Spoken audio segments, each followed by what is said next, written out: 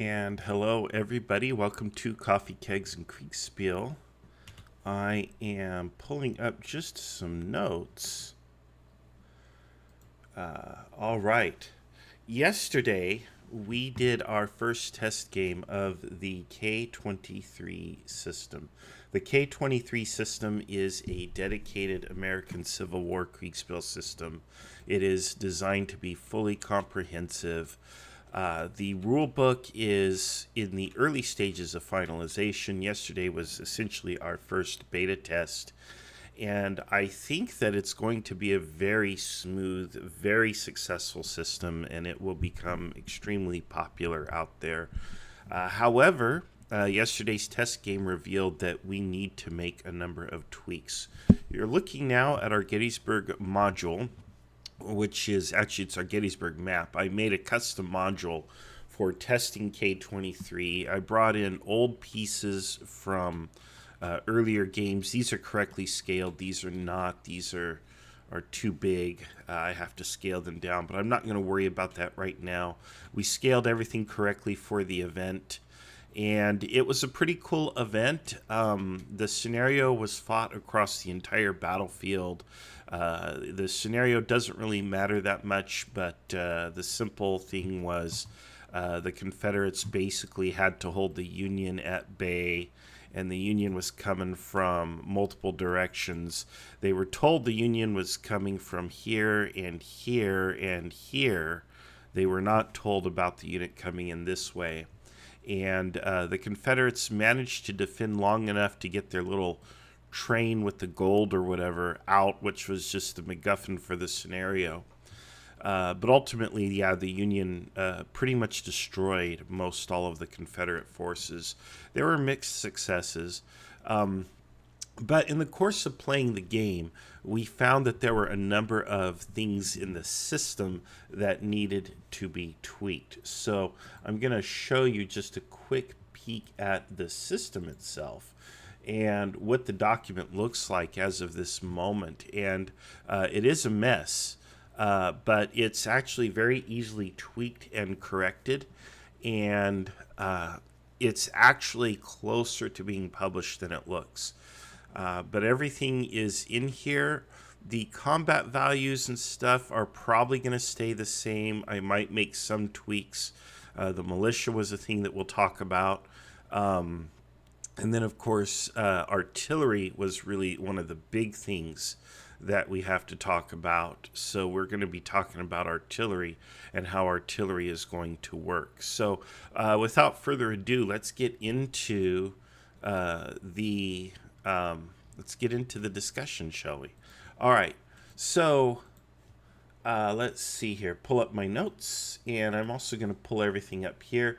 So if you're on the Discord and you want to say something and you have a question, feel free to raise your hand, and I can bring you up on stage, and you can share your thoughts with us. Also, in the live chat, feel free to say hello and ask any questions, and I'll do my best to answer them. All right, the first lesson number 1, is going to be 15-minute turns. So that's kind of the big thing right out of the box. Is K22 uses a 5-minute turn cycle, meaning every 5 minutes of game time in the game, the umpire resolves what happens, and then it goes back to the players. This is a compromise between the 15-minute turns that we have run officially in the IKS and 2-minute turns that original Kriegsspiel uses. I thought 5 minutes was a good compromise. 2 minutes means the game will take days to play out, even if it's just a small skirmish, which is what they wanted, of course, in the Prussian army for training purposes. On the other hand, 15 minutes to me felt like it was too much of a departure from the original, and I felt that it took away a lot of agency from the commanders, leaving them where they're kind of at the mercy of the umpire, and it makes luck far more a big deal than it should be.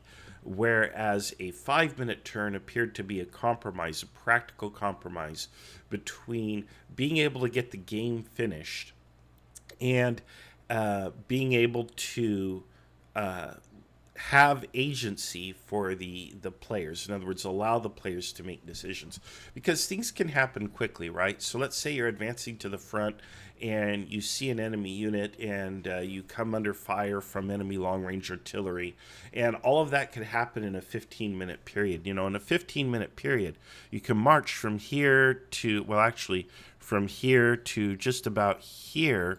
That's a 15-minute march.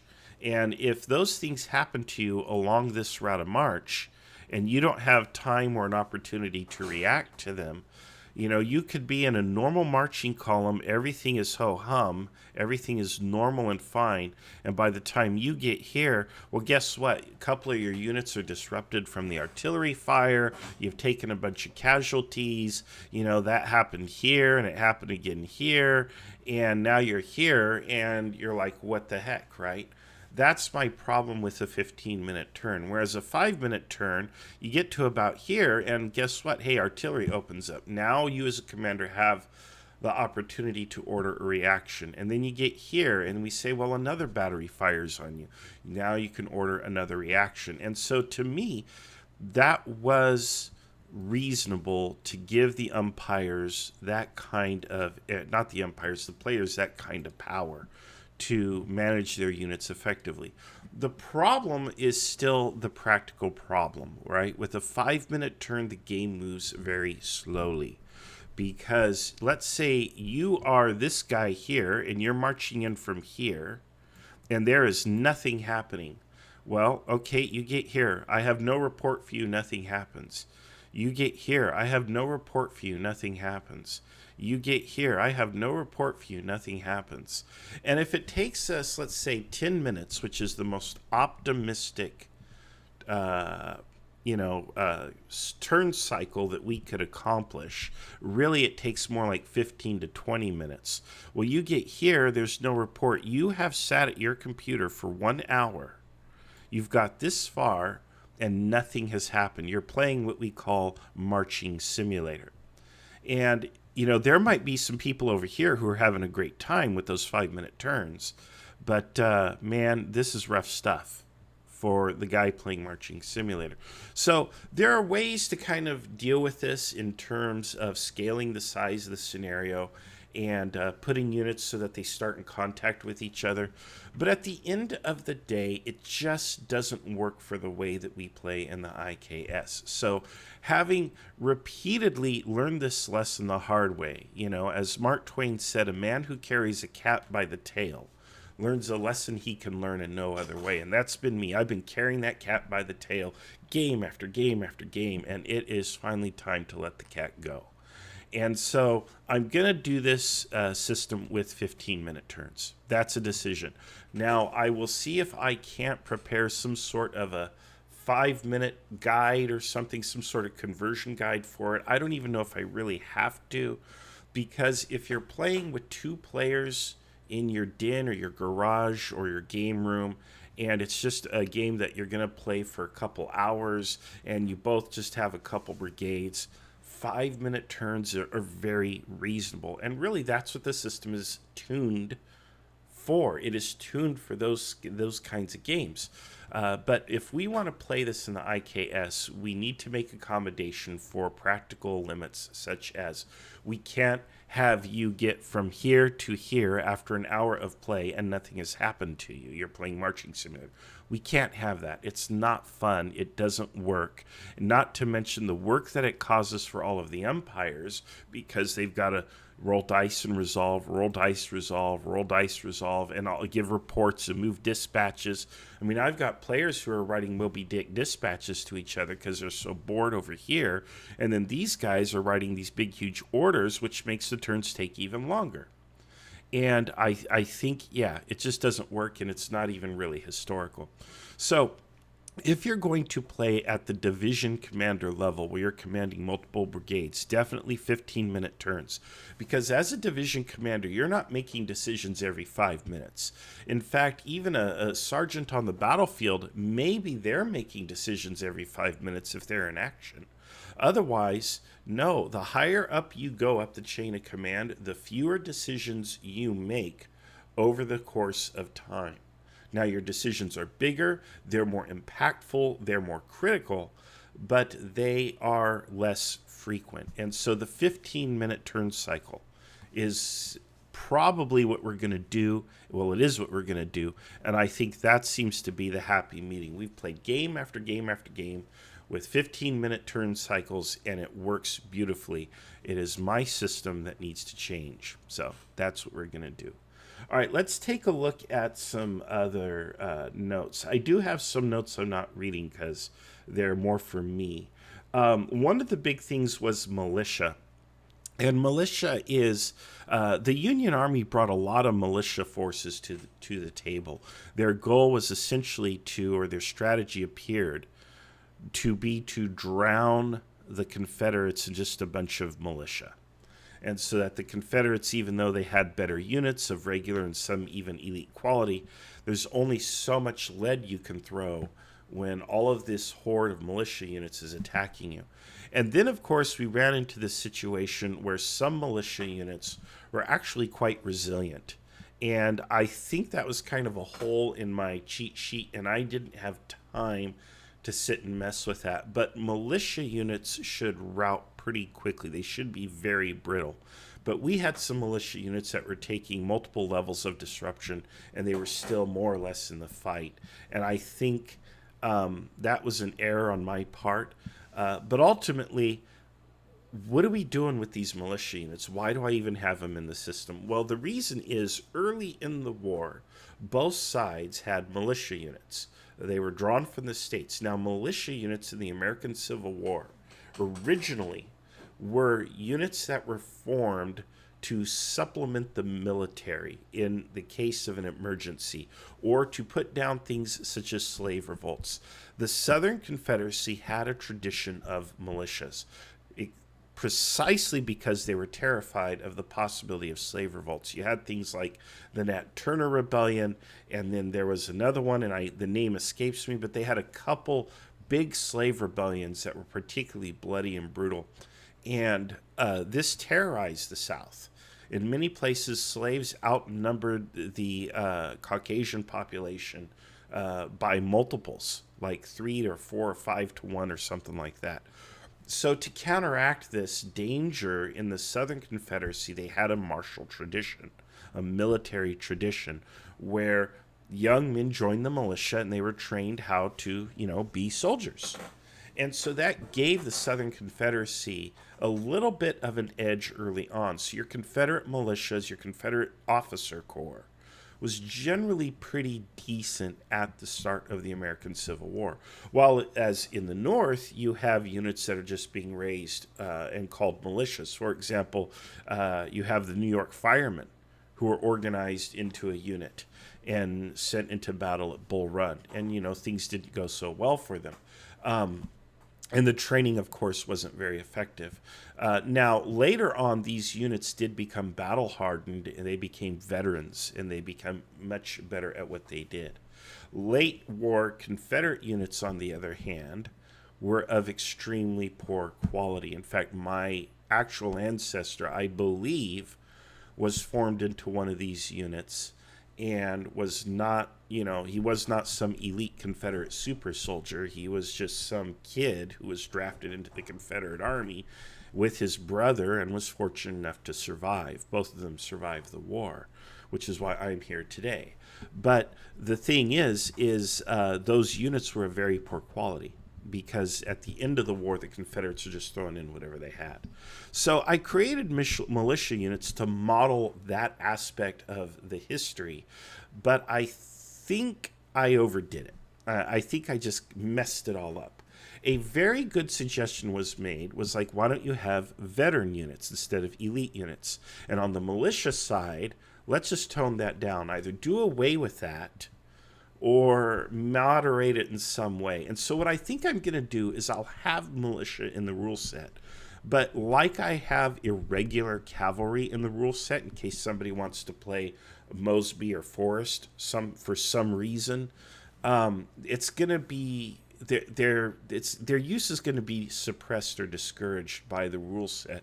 And then I'm going to explain the justification for this in the rules and tell umpires maybe shy away from this. If there's a particular scenario where you're like, oh, it's an early Gettysburg and everybody's marching to the position, and I want to have a Pennsylvania militia out there, or I want the possibility that the Confederate column could run into Pennsylvania state militia.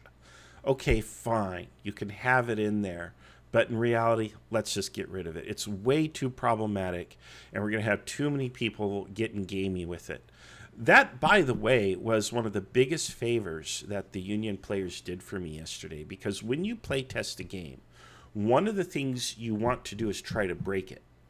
And you do that by doing things that can be a little extreme or a little unusual, as long as you're within the limits of the rules. If the rules let you do it, say, I'm going to take all cavalry, or I'm going to take all artillery, or I'm going to take all militia. And the players did that, and that's really cool because it stress tests the system and helps you to realize, hey, there's a flaw in the system here. I need to correct that. So that was a big favor that they did for me. And I know this because I'm a game developer myself. I've been paid to develop games, war games. But it was a really good test. So the militia is going to be moderated. On the other side, we had elite. And elite units were like these super soldiers who did really, really well in combat. And I'm thinking, yeah, that's also not the case. And we had sharpshooters out there. And at one point, the sharpshooters, we had a European commanding them, were being basically deployed as line infantry, which I don't know. So these special troop types like sharpshooters and elite infantry, I don't know, right? Like we do have some units in Civil War history that are quite legendary, like the Iron Brigade at Gettysburg, right? Give 'em rocks, boys. There were units that were particularly distinguished in their service, but they're actually very few, and they're very small, and they usually suffered tremendous casualties. And yeah, having some sort of elite like commando type Civil War unit, not even historical. So no, there were of course veteran quality units, absolutely, especially late war. So we're gonna make that tweak as well. So elites are probably gonna go away. We will have some specialized units. There are rules for engineers already, which we didn't use yesterday. And there will, of course, be sharpshooters, and those rules are in there, although I'm going to look those over because I don't want people running the map with sharpshooters. A sharpshooter unit should be really, really tiny as it was in the American Civil War. Okay, one of the other things was mass routes. The idea that when a unit routes, especially lower quality units, the neighboring units fall back or route. I do have rules for this written in the K23 system. They are not particularly strong or elaborated upon, but I do mention it in the rule book and say that at the umpire's discretion, this is something you can model it, and here's how you would model it. And of course, likewise, at least that will be in the K23 system.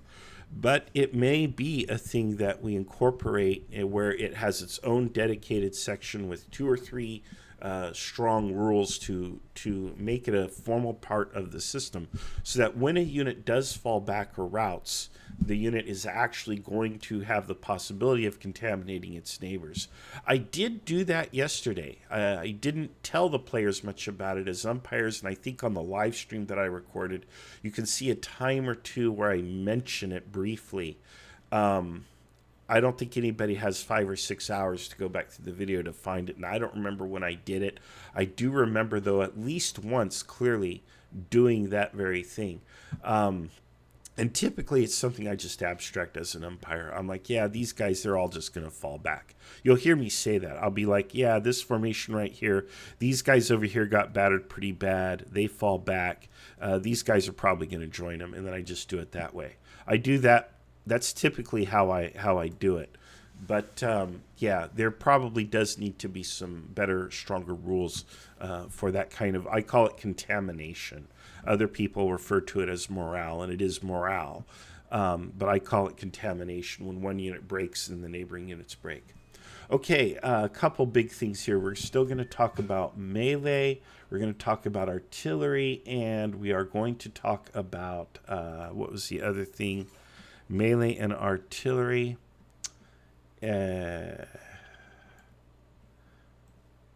Reduce. There was another one. Well, anyway, I'll remember it. Let's talk about melee. Melee was really, really rare, and we have people ordering charges still. And what melee really means is melee does not always mean they fix bayonets and start stabbing each other.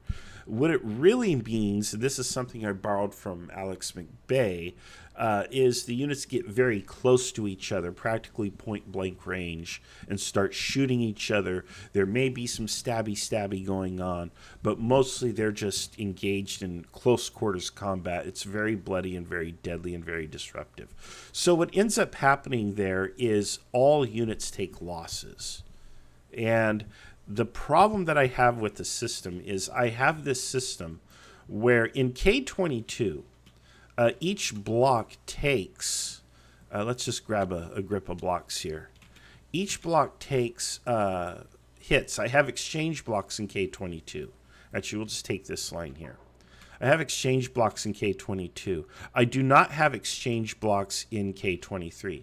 In K23, the way losses work is you just remove a block. So here are two 1,000-man regiments opposing each other at pretty close range, which would count as melee range. They're probably about 50, 60 yards apart here. And they're both the same regiment. Instead of an exchange block, which is physically smaller in size, we simply pull off one of the blocks.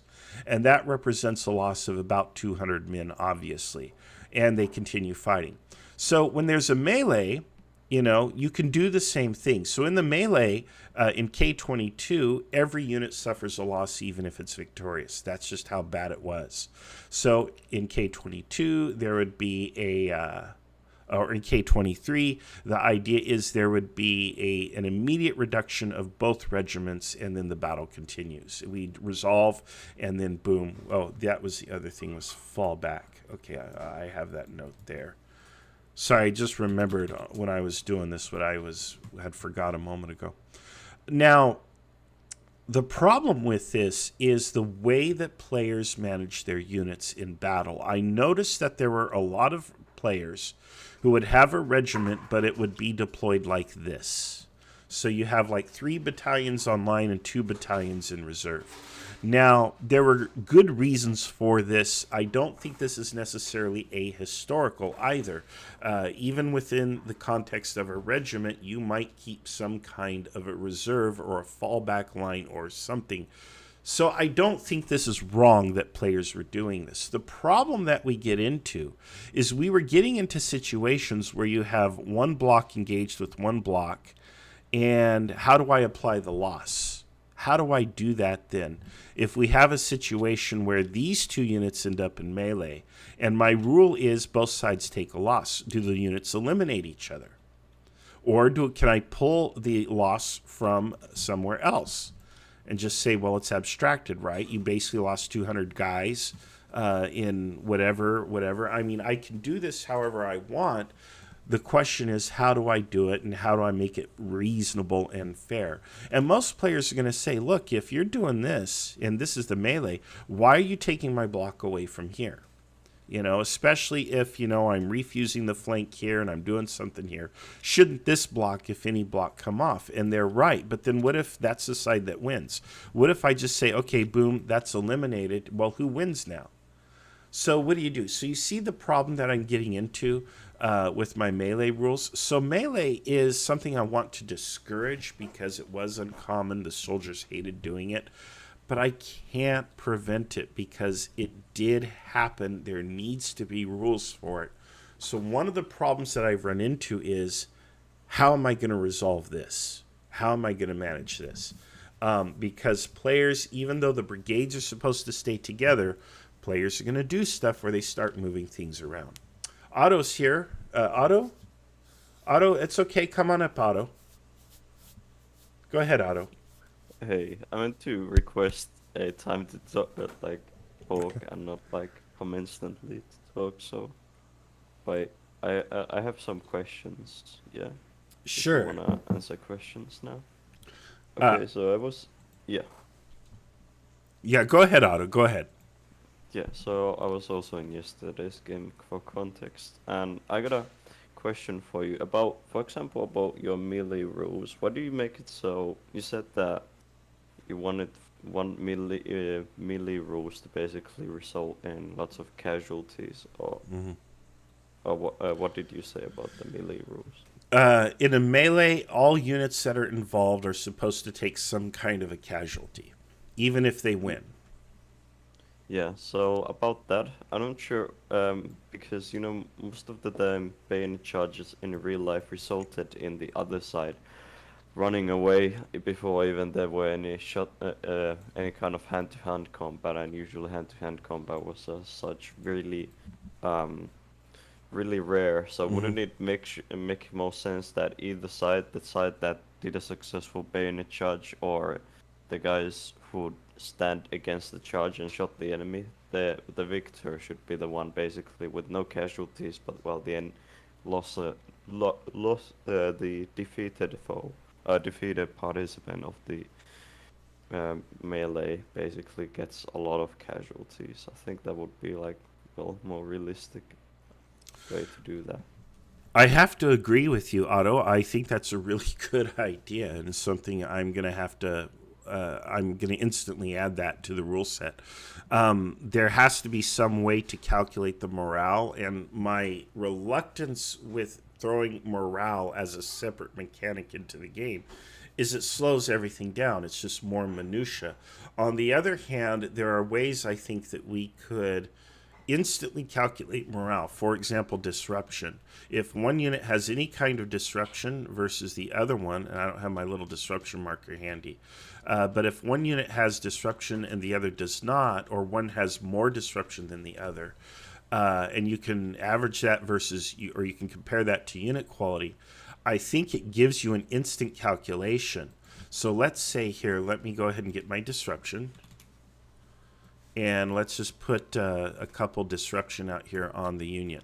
So these guys have a couple disruption on their unit, and these guys decide to charge. Well, if they're of the same quality, under Otto's suggestion, the way I would interpret it, and again, it's going to require umpire discretion. Obviously, if this is a little round top situation and the officer is like, no, we have to hold at all costs, they're not going to retreat. But in a vanilla everyday, it's just a Tuesday at 2 p.m. situation, yeah, these guys are going to say, nope, we're not going to have that. And they will retreat as per Otto's suggestion, and that would be that. And that's an easy and instant way to calculate it. Otto, what do you think of that? I think you should do the follow the norm really and try to focus on simulating that.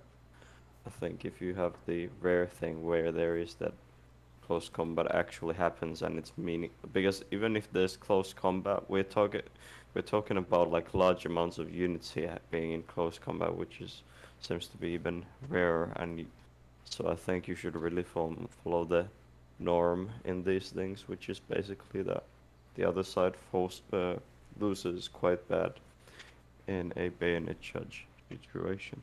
Mm-hmm. All right. So, what I proposed here, do you think this would work better?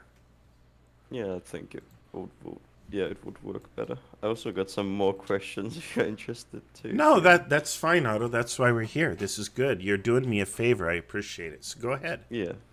All right. So, well, another thing about, well, I'm not sure if this is a really question, but you were talking about unit reserves, how like it might be a bad idea to basically have units in double line. Or I'm not sure if you said basically if you said that was a bad idea, but I would just like to say that I think if you want to make your system be realistic portrayal of American Civil Warfare, I think you should really have it so that players are actually encouraged to have their forces deployed in depth and have reserve forces have a very big role in the games. For example, in the IKS, it's kind of a meme. For the longest time, people The basically longest line. deploy. Yeah, Yeah. longest line wins. So I think you definitely don't want to fall into that old way of doing things. And also, reserve forces were definitely used in American Civil War battles. For example, according to John's research about how many troops there were per mile compared to, for example, Napoleonic and um, American Civil War battles. Many American Civil War battles had way more men per mile on the battlefield than in Yeah. Napoleonic battles. So it could maybe mean that reserves were even more important of a thing. Yeah, I agree. So the way I was doing double lines yesterday, so let's say and I did this, and this is on video, so I can't escape this criticism. But the first two lines would fight. So in the K systems in 22 and now in 23, you do a grouping, you resolve this, and what would happen a lot of times is, well, this unit fails, so they fall back. Now, the bonus of having like a double line attack is this group now gets to come in and do a second try. And so you go and you resolve it. Now, if they have some disruption or whatever, you apply that. But generally speaking, like I think I had a double line attack where I think the second line failed as well. But I think what we have to do is this second attack should be buffed somehow, or the defense should be nerfed, because that's why you attack in depth, because you want this wave to hit, and this first wave is going to take the losses. The second wave will be more effective, and if the second wave should fail, the third wave should almost certainly punch through, unless this guy has reserves, which is your defense against that. If I'm this guy, I'd better have reserves because I've got three waves coming. And if I only have, one line, well, that three-wave attack is going to punch through. It's the American Civil War equivalent of the assault column, whereas, here is how we would do it in the American Civil War. So I like that idea. And what I just have to do is make sure that that this attack is rewarded and this single line defense is punished to discourage it. And it should be pretty easy to come up with a mechanic to ensure that happens that way. Okay, I got like one final question, and Sure. then I'm gonna go back to the audience. Okay. So, there are a lot of American Civil War has been like one of the biggest scenes in the IKS, so there have been a lot of American Civil War games hosted here. And there are also several systems made for them.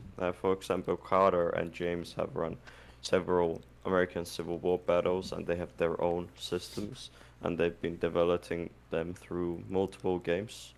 So I must ask you, why are you basically making an American Civil War system from the ground up when there are already several systems out there? With I think James even has a guide, Mm-hmm. which basically simulate this warfare already. Like you could at least maybe, you could maybe at least work them as a basically modify them according to how you want and basically work off them, but currently you are basically doing everything from the ground up, even though there have been some other people who have already gotten lots of good experience with test games and have researched these warfare on their own. So yeah, why basically are you making another system from the ground up? Right. I'm reinventing the wheel because I think my wheel can be more round.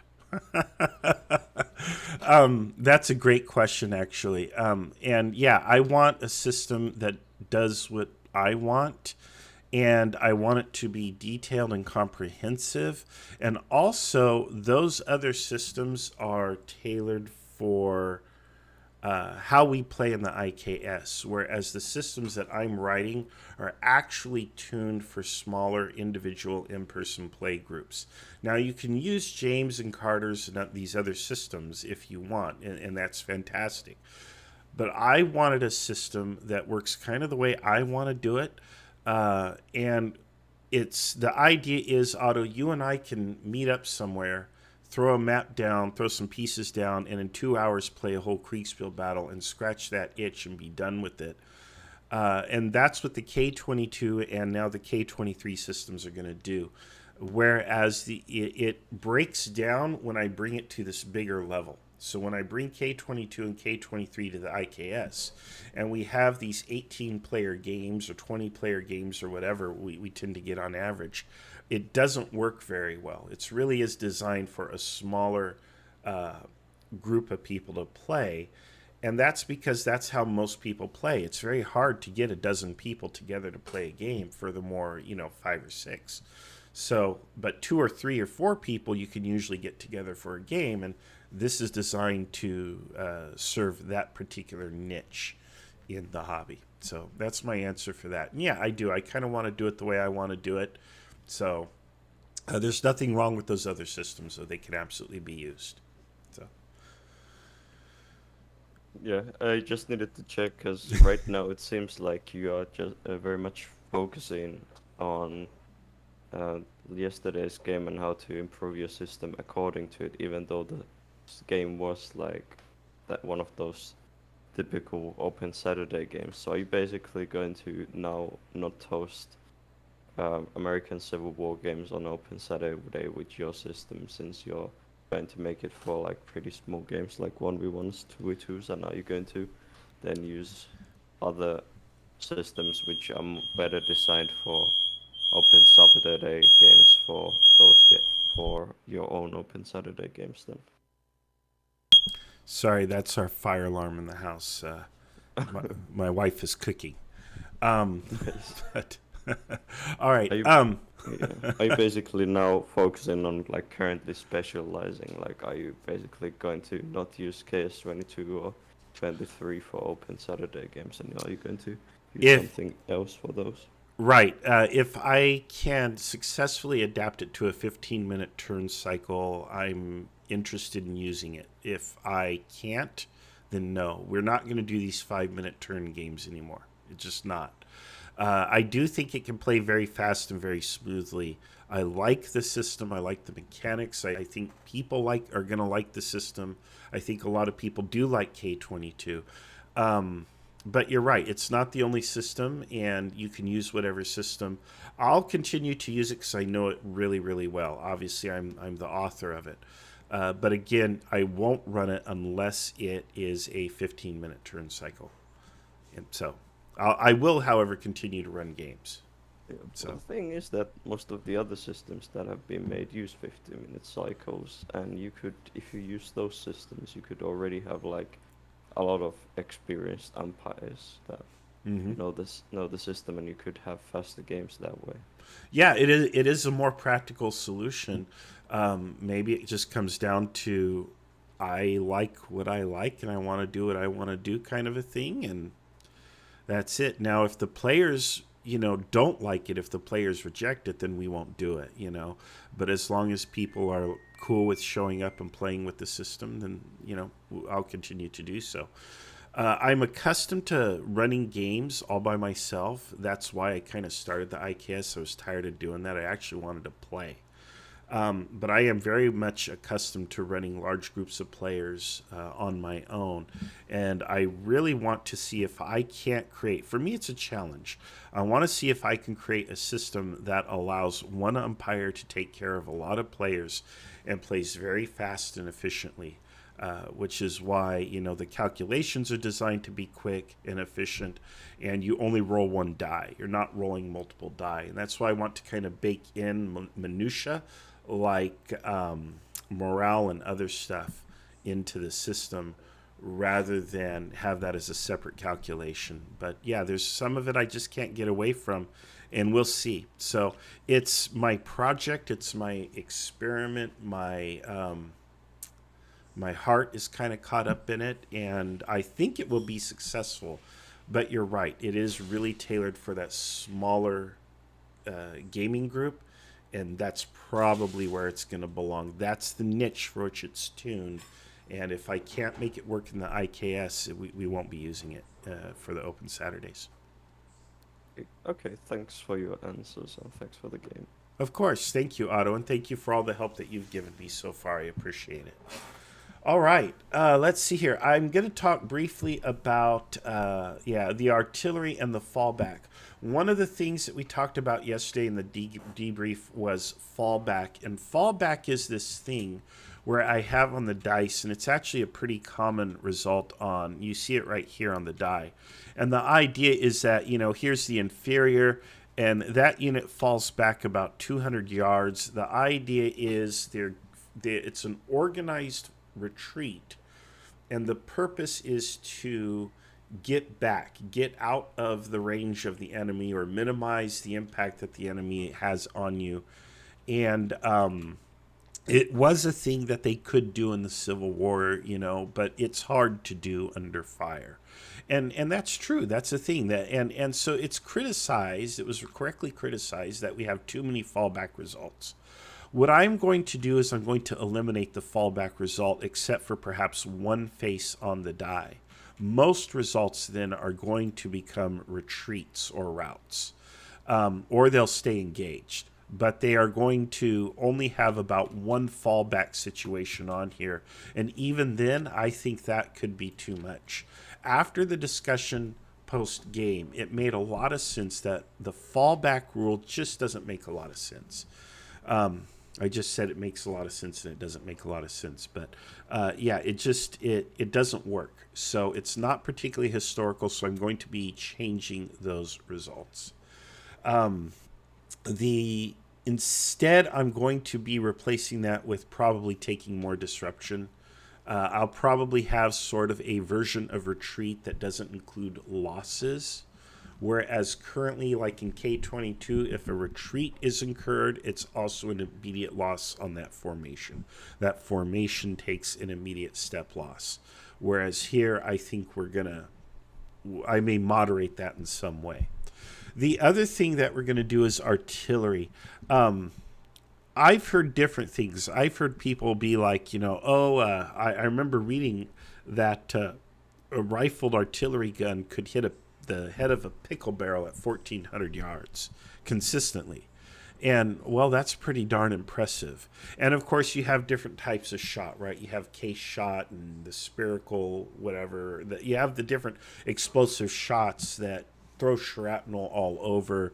And so, when you watch your Civil War movies or you read some of the historic accounts, it's like, wow, the artillery was really quite powerful. And artillery was a great reason for casualties on the Napoleonic and the American Civil War battlefield.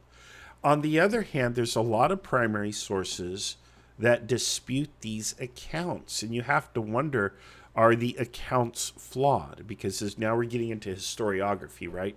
But when you look at the data, you look at the numbers, and John came up earlier, and John is really good when it comes to the numbers and the data and the research. And he was throwing some stuff out yesterday, and the community was discussing this topic yesterday. And really what kind of comes away is the artillery is simply overpowered. It's overpowered by far in K22. And the way I have the rules written now, it's still overpowered in K23, and I need to change that. So the general change that I have in mind is this, artillery is going to only throw disruption at long range. They won't be routing units or anything at long range anymore. They'll throw a disruption. And instead, only under 350 yards, do I have a rifled battery here? Only under 350 yards will a unit throw casualties, and that's because of canister. Canister range historically, I think, was around 400 yards, which is about there. But to keep it simple, we're just going to say 350 yards. So this unit here would now start taking losses at this range and closer. And we do have to simulate that canister was pretty wicked. But on the other hand, at long range, and you're firing solid shot or even explosive shot, these guys are not getting wiped out. And they're certainly not retreating and running away. They're taking their hits like men, I suppose. But yeah, I have to nerf this, while this here at this range is probably already dialed in because we've accounted for that. But this is going to be nerfed. There was some talk about the cost, the point cost I have for artillery, because there wasn't a lot of artillery on in yesterday's game. And I was told I had made the artillery too expensive, but maybe that's about right. Maybe I leave the artillery pricey. I'll have to play more test games to see how much artillery ends up on the field. Or alternatively, I could just say that every division just has, a couple batteries or something. I can do this any number of ways, and really it's an umpire discretion thing. In K22 and in K23, you can buy units and build your formations, which I like that because it puts more of the onus of success or failure on the players rather than the umpires or the scenario. It's on the players. Well, you pick those units. Now, I have this nasty habit of not giving the players the scenario until they pick their units, but that's because I want them to go to battle with the command that was assigned to them rather than tailoring their command for each scenario. So there's something to that. I think that's really historical, and I think it's a cool way to play. In fairness, I come up with a scenario separately, so I don't know what they're going to build, and the scenario's prepared. So I'm not making the scenario hard for them. I'm not having some guy take, well, I'm going to do all cavalry. Great, the scenario takes place in the mountains. I'm not doing that to people. But I will have a scenario, and if they say, well, I'm going to take all cavalry, and it just so happens the scenario happens in the mountains, well, of course, I probably would never do that because that's kind of messed up. But yeah. I will make it so that you have to live with your choices, and your choices are not going to be optimal, but they're not going to be completely unreasonable. I'm not going to totally negate your choices unless you do something silly like, I'm only going to take artillery. Well, now you're asking for it, right? So there you have it on that. So those are kind of the big changes that I am planning to make. I have all of these here in my notes. Plus, let's see here. I do need to go ahead and make a note here because Otto and I talked about reserves and lines, attack in depth. And I am going to make sure that gets into the rules because that's pretty important. I think the morale thing is kind of baked in with the disruption thing. And then if there is no disruption on either side, if all things are equal, if this is ceteris paribus, then we can go ahead and roll a die, but the die roll is one unit is going to probably give. And the situation where a unit won't give, where there will in fact be a melee hand-to-hand combat, that is going to be a situation where both commanders have given pretty explicit orders. Like, no, we're going to hold this line at all costs. Then yeah, we're going to go ahead and close and let that bayonet charge occur. But Otto's absolutely right. It was a pretty rare thing. I know that it's rare. I don't like melee battles or melee combat. And yeah, this mechanic should resolve that a lot better. So those are the lessons learned from yesterday's playtest. I will probably run more playtests online. I don't know that I'll be doing it in Open Saturday unless I get this 15-minute thing ironed out. Then I probably will. Otherwise, I'll do it in either play-by-post or small group games. Yeah, it will be perfect for what it's intended to do. But yeah, for the way that we play these bigger games where we're at division and corps scale games rather than division and brigade scale games, this is for your division brigade on brigade action, whereas if you're playing division on division or corps on corps, this system doesn't quite do it when you have 5-minute turns. And of course, that should be obvious, right? But I had to try. So there you have it, folks. That's all I have today. I do want to say to Robert that you have a really good suggestion. Implement a strict rule that players can only have a limited number of elite sharpshooter militia units in their army. Absolutely a great way to go about it. I like to kind of handle these things organically by adjusting point values, point costs. But yeah, you're probably right, because then we're going to have these meme armies where they're all militia or they're all elites. And then what do you do with that? So there you have it. Real quick, did anybody have any questions or comments? I'm looking at the audience on Discord. Nope, y'all want to be dismissed, right? Okay. All right, there you have it. Again, feel free to message me or to comment online anything that you have to offer. I want to thank you all for being here. Today happens to be Father's Day, at least in the United States. It might be in other countries as well, so happy Father's Day to all the fathers out there. I want to thank you all for being here, and we will see you on our next adventure. Bye for now.